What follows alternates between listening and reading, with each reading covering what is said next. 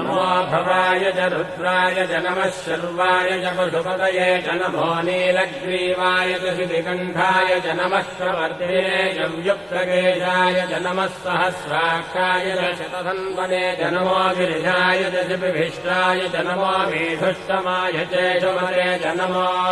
ह्रस्वाय च वामनाय च नमो बृहते च वर्षीयते च नमो वृद्धाय च संवृद्धने च नमो अग्र्याय च प्रथमाय च नमो आशवे चाजिराय च नमः शीघ्रियाय च शीघ्राय च नमः ऊन्याय चावस्रन्याय च नमः स्रोतस्याय च द्वीत्याय च